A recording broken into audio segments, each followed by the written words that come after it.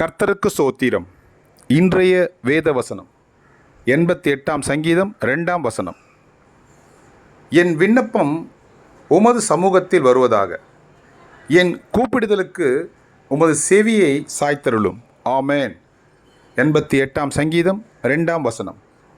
என் விண்ணப்பம் உமது சமூகத்தில் வருவதாக, என் கூப்பிடுதலுக்கு உமது செவியை சாய்த்தருளும். ஆமேன். 88ஆம் சங்கீதம் 2ஆம் வசனம். கர்த்தர் உங்களை ஆசீர்வதிப்பாராக, உங்களோடு கூட இருப்பாராக. ஆமேன்.